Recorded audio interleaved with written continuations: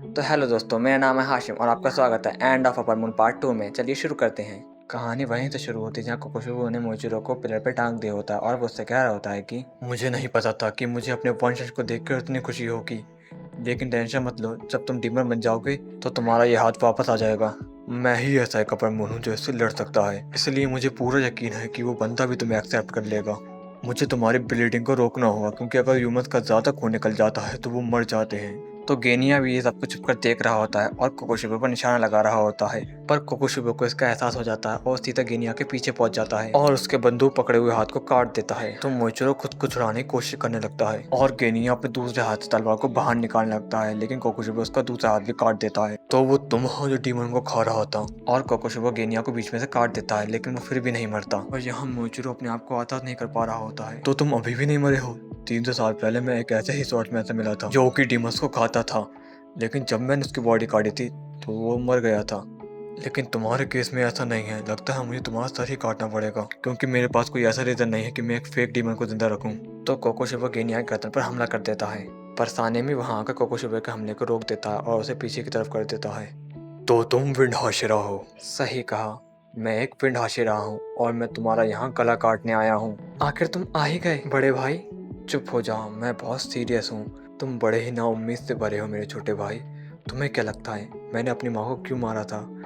क्योंकि मैं तुम्हारी रक्षा करना चाहता था। गेनिया को तांजिरो की एक बात याद आ जाती है। वो उसे बता रहा होता है कि जहाँ सानेमी गेनिया के ऊपर गुस्सा कर रहा होता है, तब तांजिरो को उसके अंदर से कोई हीट वेव महसूस नहीं हो रही होती है, जिसका ये मतलब होता है कि सानेमी गेनिया से बहुत प्यार करता है। मेरे बेवकूफ़ भाई, तुम्हें ये डीमन स्लेयर छोड़कर शादी कर लेनी चाहिए थी और बच्चे पैदा करके अच्छी जिंदगी जीनी चाहिए थी। मैं अपनी माँ के लिए कुछ नहीं कर पाया और ना ही अपने छोटे भाइयों के लिए, पर तुम्हें अपनी जिंदगी जीनी चाहिए थी और खुश रहना चाहिए था। मैंने इस चीज का ध्यान रखा था कि तुम्हारी तरफ कोई भी डीमन ना आए। मुझे माफ कर दो मेरे भाई, मैं सच में बहुत शर्मिंदा हूँ।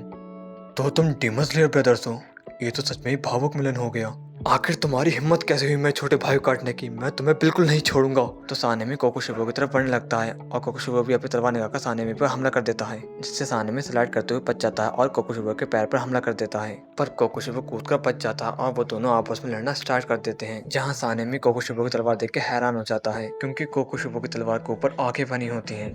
तो कोकोशुबो मून ब्रीथिंग की फिफ्थ फॉर्म का इस्तेमाल करके सानेमी को पीछे की ओर धकेल देता है और सानेमी फिर से विंड ब्रीथिंग की थर्ड फॉर्म का इस्तेमाल कर कोकोशुबो पर हमला कर देता है, जिससे कि कोकोशुबो बच जाता है। तुम्हारी फिजिकल बॉडी और टेक्निक तो सच में कमाल की है। तो सानेमी सोचता है कि इस डीमन के साथ लड़ने में तो मुझे बहुत ही मजा आ रहा है। इसके हर एक स्लैश के साथ छोटे छोटे ब्लेड्स भी आ रहे हैं और वो हमले के साथ उनका साइज भी छोटा बड़ा हो रहा है, और यही वो कारण है जिस वजह से मोइचिरो हारा है। मुझे तो यकीन ही नहीं हो रहा कि ये डीमन ब्रीथिंग फॉर्म का इस्तेमाल करता है और उनकी ताकत हर समय के साथ बढ़ती जा रही है। सच में इसे मारने में बहुत मजा आने वाला है। तब सानेमी अपनी विंड ब्रीथिंग की सेकंड फॉर्म से कोकोशुबो पर हमला कर देता है, जिससे कोकोशुबो अपनी तलवार से काट देता है। पर सानेमी फिर से कोकोशुबो के करीब पहुंचकर उस पर हमला कर देता है, जिसे कोकोशुबो अपनी तलवार से रोक लेता है। पर सानेमी गेनिया की तलवार से कोकोशुबो पर हमला कर देता है, लेकिन कोकोशुबो इससे भी बच जाता है। पर वो दोनों फिर से एक दूसरे की पावर से लड़ना स्टार्ट कर देते हैं और कोकोशुबो को इस लड़ाई में मजा आने लगता है। इसके साथ लड़ते हुए तो मैं अपनी पलकें भी नहीं झपका सकता, क्योंकि मैं अभी अभी मरते मरते बचा हूँ। मुझे इसके साथ लड़ते समय थोड़ा ध्यान रखना पड़ेगा। तो कोकोशुबो कहता है कि रेनगोकू एरा के समय में मैंने ऐसे ही विंड हाशिरा के साथ लड़कर अपने स्वॉर्डशिप स्किल्स को इम्प्रूव करा था। तो कोकोशुबो अपनी मून ब्रीथिंग की सिक्स फॉर्म से सानेमी को घायल करने में कामयाब हो जाता है और हम देखते हैं कि इस टेक्निक से आसपास के पिलर भी कट जाते हैं। सानेमी की बॉडी के अंदर से बहुत सारा खून निकलने लगता है। तुमने मेरे साथ बहुत ही अच्छे से लड़ाई की है, लेकिन अगर तुम अब हिले तो तुम्हारे आंखों से बाहर निकल आएंगे। तब कोकोशुबो की पल्स एकदम से इंक्रीज होने लगती है, जिसका एहसास सानेमी को भी हो जाता है। डीमंस के लिए रेयर ब्लड्स ऐसा होता है जैसे सिल्वर वाइन कैट्स के लिए। तो सानेमी विंड ब्रीथिंग से कोकोशुबो पर हमला कर देता है और कोकोशुबो थोड़ा लड़खड़ाने लगता है। क्या हुआ, तुम्हें चक्कर आ रहे हैं? लगता है मेरा ब्लड्स अपर डीमंस पे भी काम करता है। डीमंस जब एक बार मेरे ब्लड्स को स्मेल कर लेते हैं तो वो नशे में आ जाते हैं, क्योंकि ये ब्लड बहुत ज्यादा रेयर है। तभी हमें पास दिखाया जाता है, क्योंकि बचपन में जब मेरी माँ मेरे ऊपर गिरी तो उनकी स्पीड काफी स्लो हो गई, जिस वजह से मैं उन्हें मार पाया और मेरी आंखों का कलर अलग हो गया, जिस वजह से मुझे कलर दिखना बंद हो गए। तब मुझे कोई आइडिया नहीं था कि निचले प्लेट्स और डीमन स्लेयर किसे कहते हैं। मैंने बस कुछ प्लेट्स लिए और मैं सीधे लड़ने चला गया और मैंने डीमंस को तब तक बांधा जब तक वो चल नहीं गए। ये प्लान सच में बहुत खतरनाक था और मैं इस वजह से नहीं मरा क्योंकि मेरे ब्लड से डीमंस को नशा आ जाता था। और तब मैं एक डीमन स्लेयर से मिला जो कि मेरी तरह एक डीमन का पीछा कर रहा था। और ये उसी डीमन स्लेयर तोमिनो मासाकिची की वजह से है कि मैं आज यहाँ पहुँचा हूँ, और उसी की वजह से मैं विंड हाशिरा से मिला था। अच्छे लोग हल्के हल्के मरते जाते हैं, बस यही एक दुनिया की कमी है।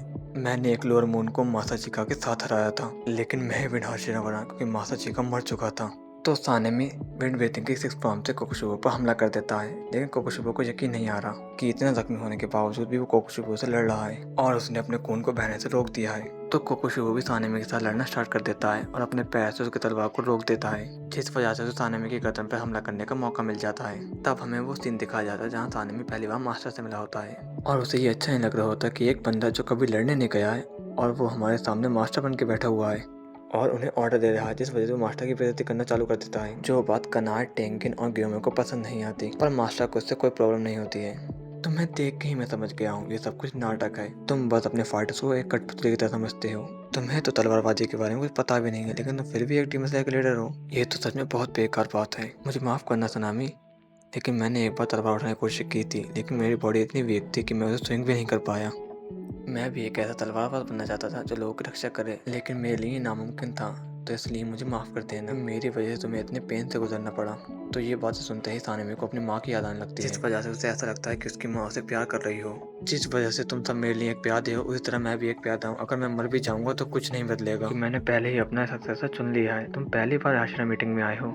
मैं कोई गलत फहमी हुई है, मैं कोई बॉस नहीं हूँ। ये सब मुझे अपनी मर्जी से ही ऐसे ट्रीट करते हैं, लेकिन अगर तुम ऐसा नहीं चाहते हो तो तुम्हें करने की कोई ज़रूरत नहीं है। मैं चाहता हूँ तुम बस एक हाशिरा के तौर पर लोगों को बचाओ। ये मेरी गलती है कि मैंने मासाचिका के मरने के बाद तुम्हें डायरेक्ट यहाँ बुला लिया, क्योंकि वो तुम्हारे भाई के जैसा था। मुझे मालूम है तुम इसमें बहुत ज़्यादा टफ सिचुएशन से गुजर रहे होगे।